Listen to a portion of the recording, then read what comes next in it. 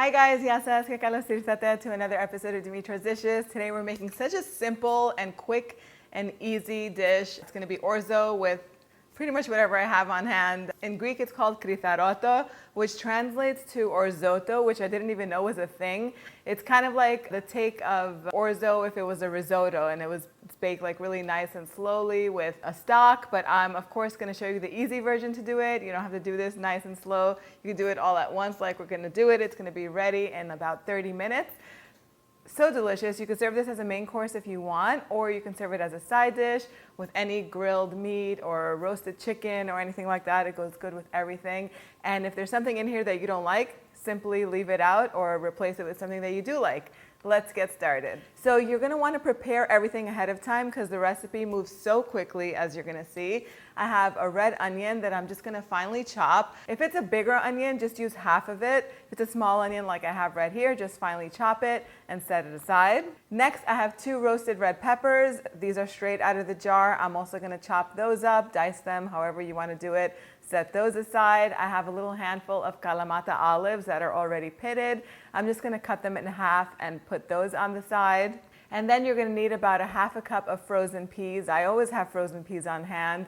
If you have canned peas, that's fine too. You're going to need about half to 3/4 of a cup of it.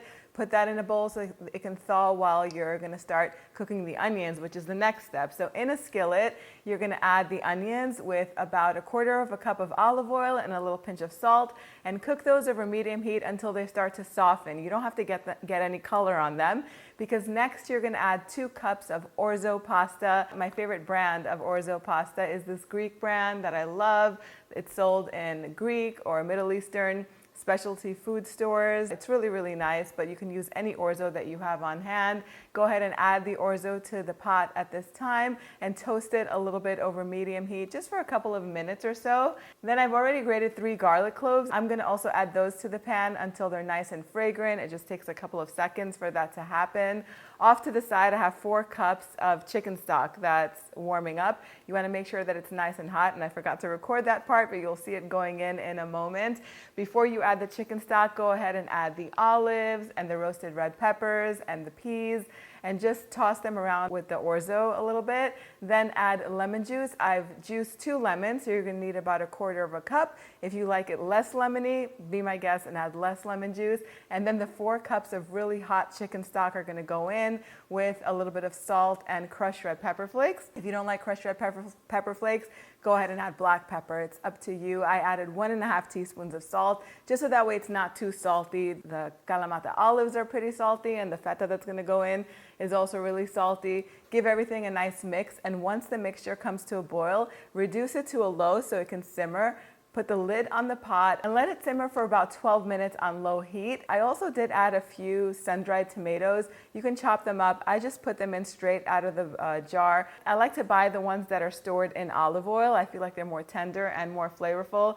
4 or 5 of them are good. They add really good flavor to this. So go ahead and open the pot at this time, and you can add your feta, crumble it over top. My favorite feta to use is sheep's milk feta, but in a recipe like this one, you can definitely go for the less expensive one, a cow's milk feta.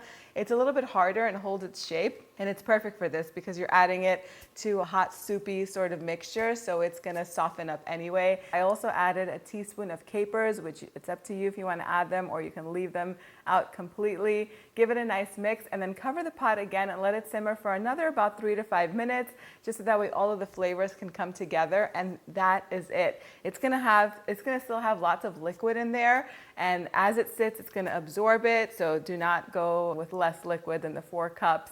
Now, if you were making the risotto style, you were going to add the liquid a little bit at a time, just like you do in a risotto. I just find like it's unnecessary. The pasta is starchy and makes it really nice and creamy, and you could just add it all together just like you were making rice. It's so easy and perfect to do it that way. Once it comes off of the stove, go ahead and garnish it with some freshly chopped parsley, and it's ready to serve. Time for the taste test, and I want to make sure I get a little bit of everything in this bite. It's like an explosion of flavor. Such strong flavors in there. The olives, the feta, and the capers really add a nice kick. The lemon juice brightens it up. The feta, of course, is nice and creamy, and the green peas are just nice and nutritious, right? I hope you guys give this recipe a try. It goes great with everything, like I said. Let me know how you're serving it in the comment section down below. And if you want to get the recipe to print this out, head on over to the website, dimitrasdishes.com. Thank you so much for spending time with me today. I'll see you all next time. Yasas.